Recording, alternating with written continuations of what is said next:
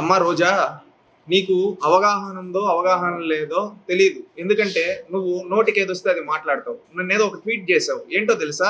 మహానాడికి ప్రజాధనం వృధా అని. నీకు బుర్రుందా అని అడుగుతూ ఉన్నాం. మహానాడు అనేది తెలుగుదేశం పార్టీ సొంత ఖర్చులతో, కార్యకర్తల సొంత ఖర్చులతో చేసుకునే పండుగ. వాళ్ళ ఇంట్లో పండుగ. దానికి నువ్వు ప్రజాధనాన్ని లింక్ చేస్తున్నావంటే నువ్వెంత బుర్రలేని దానివో అని రాష్ట్రంలో ప్రజలు అంటూ ఉన్నారు. ఈ రోజు నువ్వు అంటున్నావు మహానాడని జగన్మోహన్ రెడ్డిని తిట్టడానికి. నువ్వు ఏ లోకంలో ఉన్నావమ్మా? లాస్ట్ టైం మహానాడు పెట్టారు, నీకు గుర్తుందా? 2025లో కనీసం జగన్ అనే పదం కూడా ఎవరు కనీసం పట్టించుకోవాలా. మీరే అదేందో మమ్మల్ని తిట్టారని చెప్పి గుమ్మడికాయల దొంగలు అంటే భుజాలు తడుముకున్నట్టు వచ్చి మమ్మల్ని తిట్టారన్నాడు. తీరా చూస్తే ఒక్కరు కూడా మీ పేరు ఎత్తలా. ఇప్పుడు కూడా మీకు భయం ఏంటంటే, మీకేందంటే ఒక స్ట్రక్చర్ లేదు మీ పార్టీకి. గాలికి వచ్చిన పార్టీ కదా, గాలికి వచ్చిన పార్టీ గాలికే పోయింది. ఇప్పుడు ఎవడు దేకటంలే. అందుకని ఏంటంటే నువ్వు తెలుగుదేశం పార్టీ మహానాడు పైన, మహానాడుకి అనేది ఒక చరిత్ర.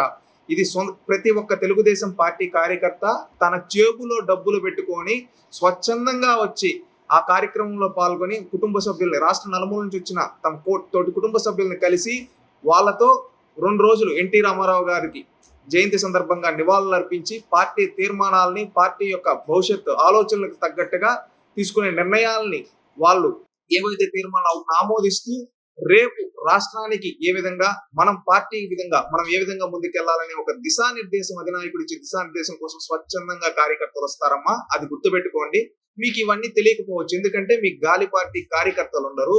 మీకుండే వాళ్ళు ఏంటంటే క్రిమినల్లు, గుండాలు, ఇలాంటి ఏంటంటే ఫ్యాక్షనిస్టులు, మర్డరిస్టులు, ఇలాంటి వాళ్ళు ఉంటారు. గంజాయిలు అమ్మే వాళ్ళు, ఇలాంటి వాళ్ళు. అందువల్ల ఏంటంటే మీ దగ్గరలాగే ప్రతి ఒక్కరూ చేస్తారని అనుకోవద్దు. దయచేసి ఇలాంటి తెలివిలేని కామెంట్లు పెడితే జనాలు దేహశుద్ధి చేస్తారమ్మా.